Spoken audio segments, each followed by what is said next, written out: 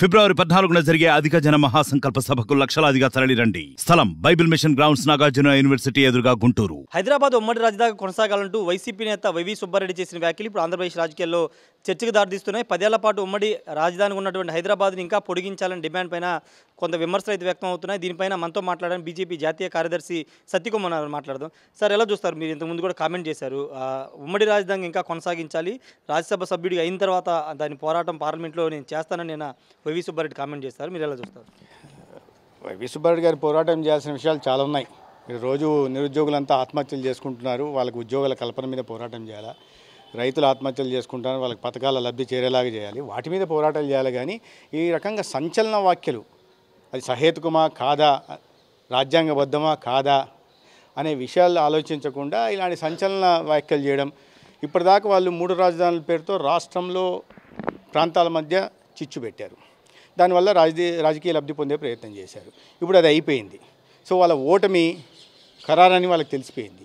ఈ సందర్భంలో ఏంటంటే మేము ఏం చేసుకున్నామో చెప్పుకోవడానికి ఏమీ లేవు, అబద్ధాలు చెప్పడం, చేసిన అభివృద్ధి ఎక్కడా కనిపించట్లేదు. ప్రజలు ఎక్కడ చూసినా వీళ్ళను చీదరించుకుంటున్నారు, తిరస్కారాలు ఎదురవుతున్న నేపథ్యంలో ఇవాళ కొత్త అంశాన్ని లేవనెత్తి 2 రాష్ట్రాల మధ్య చిచ్చు పెట్టి ప్రజల మధ్య వైషమ్యాలు పెంచి దాని ద్వారా ఎన్నికల్లో రాజకీయ లబ్ధి పొందాలని ప్రయత్నం చేస్తున్నారు. ఈ ప్రయత్నం గత తెలంగాణ ఎన్నికల్లో కూడా చేశారు. ఏనాడు రాష్ట్ర ప్రయోజనాల గురించి ఆలోచించని పార్టీ నాయకులు, ఏనాడు నీటి వివాదాలను పరిష్కరించుకుందామని ఆలోచించిన నాయకులు ఒక్కరోజైనా 2-3 రాష్ట్రానికి సంబంధించిన ముఖ్యమంత్రితో కూర్చొని ఈ ఆస్తి వ్యవహారాలు, ఆస్తి పంపకాలు 2 రాష్ట్రాల మధ్య ఏదైతే విభజన చట్టంలో ఉందో వాటి గురించి ఏనాడు మాట్లాడిన వాళ్ళు ఖచ్చితంగా ఎన్నికల రోజు అర్ధరాత్రి వెళ్ళేసి దాన్ని ఒక వివాదాంశంగా తీసుకొచ్చి అక్కడ మనోభావాలను రెచ్చగొట్టి, ఇక్కడ మనోభావాలను రెచ్చగొట్టి అక్కడ అధికారంలో ఉంటున్న బీఆర్ఎస్కి లబ్ధి చేకూర్చాలని చూశారు. పాపం చేతులు కాల్చుకున్నారు, వాళ్ళు అనుకున్న విధంగా జరగలేదు. జరగకపోయేసరికి మళ్ళీ ఇప్పుడు ఈ రాష్ట్రంలోకి వచ్చి కొత్తగా 2 ప్రాంతాల మధ్య చిచ్చు పెట్టాలని. ఇప్పుడు 10 సంవత్సరాలు ఉంది కాలపరిమితి అనే విషయం తెలుసు కదా. అదేవిధంగా విభజన హామీల చట్టంలో హామీలు కూడా 10 సంవత్సరాల కాలపరిమితే ఉంది. దీనికేమో ప్రతిరోజు పరిగెత్తారు, చెయ్యాలి, చేస్తున్నాం. 80% పూర్తి కూడా నరేంద్ర మోడీ గారి ప్రభుత్వం చేసింది, దాంట్లో ఎటువంటి డోకా లేదు. ఏవైనా ఆగి ఉన్నాయంటే ఈ చేతగాని ప్రభుత్వం అసమర్థత వల్ల ఆగి ఉన్నాయి తప్పిస్తే విభజన చట్టంలో హామీలన్నీ పూర్తయ్యాయి. ఇటువంటి అంటే వివాదాస్పదమైన విషయాలు, సంబంధం లేని విషయాలు తీసుకుని రాజకీయ లబ్ధి పొందడానికి మాత్రమే ప్రయత్నం చేస్తారు. రోజుకో కొత్త నాటకం తెరదీయడంలో వీళ్ళు సిద్ధహస్తులు. ఈ రకంగా గతంలో చేస్తూ వచ్చారు, ఇప్పుడు చేస్తున్నారు. వాళ్ళకి అవకాశం ఇస్తే వాళ్ళు మాట్లాడే అబద్ధాలు ఎలా ఉంటాయంటే, రాబోయే రోజుల్లో మళ్ళీ మాకు అవకాశం ఇస్తే చంద్రమండలంలో రాజధాని కట్టి అక్కడ అద్భుతమైన కళాశాలలు నెలకొల్పి, వైద్య సౌకర్యాలు నెలకొల్పి, ఈ రకంగా కూడా అబద్ధాలు చెప్తారు. ప్రజలు వింటున్నారు కదా, ఏమైనా చెప్తే చెల్లుతుంది అనుకోవడం సరైనది కాదు. అంటే నేను అంబటి రాంబాబు కామెంట్ చేశారు పల్నాడులో, అమరావతి ప్రస్తుతానికి అమరావతి రాజధాని అని చెప్పారు, ఇంకా 3 రాజధానులు ఓకే కాలేదు కాబట్టి న్యాయస్థానం ఉంది కాబట్టి. అంతకుముందు వరకు 3 రాజధానులు అని చెప్పారు, ఇప్పుడు ఎలక్షన్ ముందు అమరావతి ఆయన చెప్పారు. ఈరోజు వైవి సుబ్బారెడ్డి ఉమ్మడి ఆంధ్రప్రదేశ్గా ఉమ్మడి రాజధానికి హైదరాబాద్ ఉన్నారు. ఎలా చూస్తారు ఈ వేరియేషన్స్ని? వైసీపీ అంటే వీళ్ళు అవగాహనతో మాట్లాడుతున్నారు, అవగాహన రాహిత్యంతో మాట్లాడుతున్నారో తెలియదు. మంత్రి పదవిలో ఉన్న వరకు బాధ్యతాయుతమైన పద్ధతి. ఇప్పుడు అమరావతి రాజధాని అంశము కోర్టు పరిధిలో మొదటి నుంచి ఉంది. ఏనాడైతే వీళ్ళు ఈ 3 రాజధానుల అంశానికి తెరలేపి వైషమ్యాలు పెంచి ఒక వికృత రాక్షస క్రీడకి తెరలేపారో ఆనాడే కోర్టు పరిధిలోకి వెళ్ళింది, అప్పటి నుంచి ఉంది. అయినా పదే పదే అక్కడికి వెళ్ళి కర్నూలులో ఒక మాట, విశాఖపట్నంకి ఒక మాట, రిషికొండను తవ్వేసి పూర్తిగా ఒక ఇది.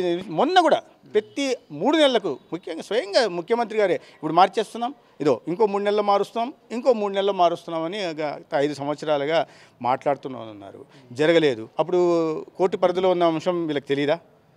అప్పుడు కోర్టు పరిధిలో ఉంది, ఇప్పుడు కోర్టు పరిధిలో ఉంది. ఎన్నికలు వచ్చేసరికి మళ్ళీ కొత్త నాటకాలు తెరలేపే ప్రయత్నం చేస్తుంటారు. అయిపోయింది. విశాఖపట్నంకి వెళ్ళి అక్కడ దోచుకోవాల్సిందంతా దోచేసుకున్నారు. అక్కడ ఏం మిగలలేదు. అన్ని భూములు కబ్జా అయ్యాయి, ప్రజలకు జీవించే హక్కు కూడా లేకుండా చేసి పెట్టారు. అక్కడ రాయలసీమ ప్రాంతంలో అయితే న్యాయ రాజధాని అని చెప్పి హైకోర్టు రేపు తెస్తున్నాం, ఎల్లుండి తెస్తామని చెప్పి ఇప్పటికీ కేంద్ర ప్రభుత్వానికి ప్రతిపాదనే పంపకుండా, సుప్రీంకోర్టుతో కానీ రాష్ట్ర హైకోర్టుతో కానీ సంప్రదింపులు జరగకుండా, ప్రతిపాదన లేకుండా, సంప్రదింపులు లేకుండా ఎలా న్యాయ రాజధాని వస్తుంది, ఎలా హైకోర్టు తరలిపోతుందో వాళ్ళకే, గంతకెక్కిన వాళ్ళకే, ఆ మేధావంతులకే తెలియాలి. కానీ సామాన్య ప్రజలకు అర్థం కాదు. ప్రజలైతే ఇది అర్థం చేసుకున్నారు.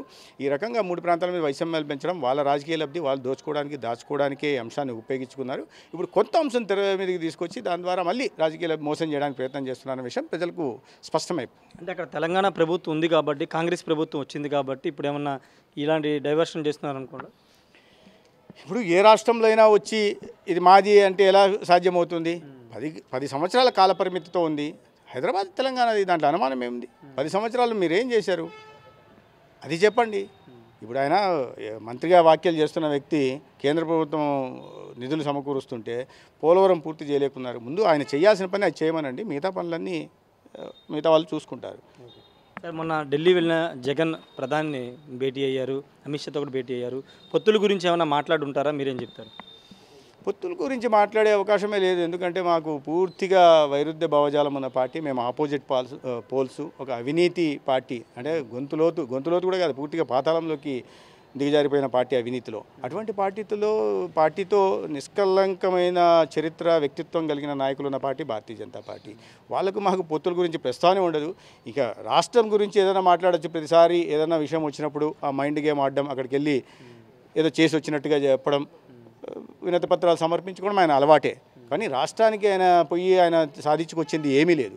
కేంద్ర ప్రభుత్వం ప్రొయాక్టివ్గా ఉంటే ఈ రాష్ట్రానికి అన్యాయం జరిగింది, సరిదిద్దాలి అని రాష్ట్రం మీద ప్రత్యేక ప్రేమతో సహకారం అందించింది. అది తప్పిస్తే జగన్మోహన్ రెడ్డి గారు రాష్ట్రంలో చేసింది లేదు, కేంద్రంలో వెళ్ళి కొత్తగా సాధించింది ఏది లేదు. మొన్న అమిత్ షా కామెంట్ చేశారు, మేము ఎప్పుడు పొత్తుల్ని దూరం చేసుకోలేదు, పార్టీని ఎన్డీఏ పెద్ద కూటమిగా ఉండాలనుకుంటుంది, ఒక కుటుంబంలాగా ఉండాలనుకుంటుంది అని చెప్పారు. చంద్రబాబు వెళ్ళి మాట్లాడడం, ఇవన్నీ పరిణామాలు ఆంధ్రప్రదేశ్లో మరోసారి 2014 సీన్ అంటే టీడీపీ, జనసేన, బీజేపీ కలిసి పనిచేయబోతున్నాయి అంటే ఏం చెప్తారు? అమిత్ షా గారు చాలా సీనియర్ రాజకీయ నాయకులు, చాలా మెచ్యూర్డ్ పొలిటీషియన్ కూడా. వారు ఆ వ్యాఖ్యలు చేశారంటే దాని వెనకాల ఏదో అంతరార్థం ఉండింటుంది. ఎందుకంటే రాష్ట్ర పరిస్థితి ఇలా ఉంది కాబట్టి వారు ఏమీ కొన్ని రోజుల్లో తేలుతుందని చెప్పారు, కానీ అడిగిన పొత్తు ఉంటుందా లేదు అని చెప్పలేదు, ఉంటుందా చెప్పలేదు. కానీ ఒక మెచ్యూర్డ్ స్టేట్మెంట్ ఇచ్చారో దాంట్లో అంతరార్థం ఏందనేది రాబోయే రోజుల్లో తెలుస్తుంది. అంటే ఉండే అవకాశం ఉందంటారు టీడీపీ, జనసేన? వారి మనసులో ఏముందనేది నేను చెప్పలేను, ఎందుకంటే నిర్ణయించాల్సింది పార్టీ జాతీయ నాయకత్వమే. వారి మనసులో ఏమొచ్చింది, కానీ ఆయన మాట్లాడిన మాటలు మరి ఆ రకంగా సంకేతాలు ఇస్తున్నాయి. ఎందుకంటే రాష్ట్రంలో పరిస్థితులు వాళ్ళు గమనిస్తుంటారు కాబట్టి ఆ రకంగా సంకేతాలు ఇచ్చినట్టే అనిపించింది. అది పూర్తిగా 4-5 రోజులు కానీ స్పష్టత రాదు. జాతీయ నాయకత్వం ఏ మాట చెప్తే ఆ మాట ప్రకారం పోవడం పార్టీ కార్యకర్తలుగా మా బాధ్యత. Thank you sir, thank you. ఖచ్చితంగా అమిత్ షా చేసిన వ్యాఖ్యల్లో ఖచ్చితంగా ఒక అంతరార్థం ఉంటుంది. దానికి సంబంధించిన విషయం 4-5 రోజులు వస్తుందని చెప్తున్నారు. వైసీపీ కావాలని డైవర్షన్ పాలిటిక్స్ చేస్తుంది. ఇప్పుడు గతంలో 3 రాజధానులు అన్నారు, తర్వాత అమరావతి అన్నారు, ఇప్పుడు హైదరాబాద్ ఉమ్మడి రాజధానిగా కొనసాగించాలంటూ కొత్త డైవర్షన్ పాలిటిక్స్ చేస్తున్నారు. ఎన్నికల ముందు ఈ విధంగా చేయడం పరిపాటిగా మారిపోయింది. తెలంగాణ ఎన్నికల సందర్భంలో కూడా నాగార్జున డ్యామ్ ఇష్యూ తీసుకొచ్చి కావాలనే ఇష్యూని చేశారని చెప్తున్నారు. ఏదేమైనప్పటికీ ప్రస్తుతం రాబోయే రోజుల్లో 4-5 రోజుల్లోనే ఆంధ్రప్రదేశ్ సంబంధించి బీజేపీ, టీడీపీ, జనసేన పొత్తుకు సంబంధించిన క్లారిటీ, స్పష్టత వచ్చే అవకాశం ఉందని సత్యకుమార్ చెప్తున్నారు. కెమెరా పర్సన్ ప్రసాద్తో రాజేష్, RTV, విజయవాడ నుండి.